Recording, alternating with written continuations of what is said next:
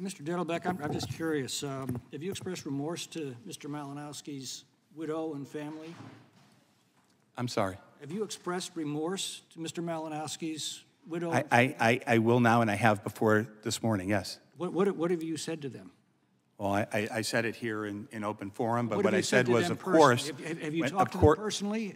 I'm sorry? Have you talked to them personally? Have you expressed your sympathy to them personally? Or Would you the just make gentleman public yield? statements and issue press releases? Would the gentleman yield? No. Answer the question, please. Yes. He just did it. All right, thank you. Did you know about this raid in advance?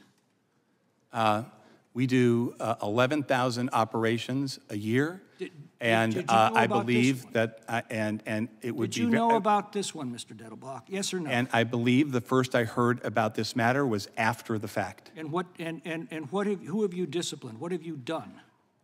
Sorry? What have you done in is response to what this? we went together with the Little Rock Police, who were also present. We went and we requested an outside agency to do an independent investigation. We fully cooperated with that investigation. That investigation, my understanding is the file has now been turned over. I think this committee is going to want to look into this matter in much greater detail. I need to press on. Let me just ask you a general question. What do you think is the purpose of the Second Amendment? Like all the amendments, the purpose of the Second Amendment is to protect fundamental rights of Americans. And you believe that a fundamental right of America includes the right to bear arms? I believe that all the rights in the Bill of Rights are important and fundamental rights, including the Second Amendment. Great. In the second half of 2021, only 34 inspections led to a firearms dealer having their license revoked. However, the number of qualifying violations dramatically increased to 252 in 2022 and jumped again to 407 in 2023. Now, either there's been an exponential increase in crooked firearms dealers since Biden took over, or there's been an exponential increase in zealotry by your agency. I assume you would say it's the latter.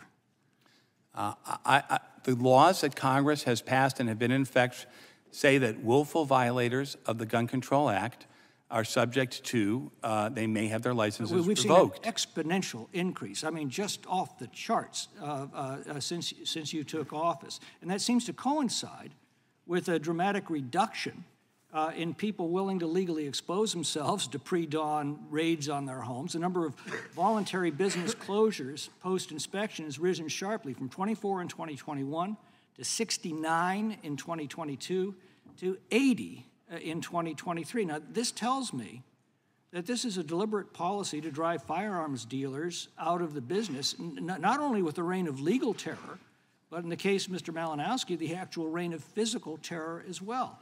Now, I know you're not going to agree with that, but can you at least see how that appears to others? Respectfully, I disagree. The enhanced enforcement policy, which is publicly available, the terms of it, state very clearly that we're not talking about paperwork violations. We're talking about willful violations that impact on public safety, like refusing to run a background check, selling to a felon, not respond. What we're seeing is an exponential increase in actions against dealers, followed by an exponential increase in dealers just saying, this isn't worth the legal exposure, I'm out of here. What's involved in getting a federal firearms license? There is a process to get a license, right? You fill out an application, you pay a $200 fee, and there's a compliance inspection, or not a compliance inspection, an application inspection that goes on. But just like the inspections and the process, for a revocation, for a compliance matter, there is ample due process. There are hearings that go on, and in our own hearings. But it's a fairly lengthy process. Now, your agency's rule says, quote, that even a single transaction or offer to engage in a transaction, when combined with other evidence, may be sufficient to require a license as an FFL. What does that mean? That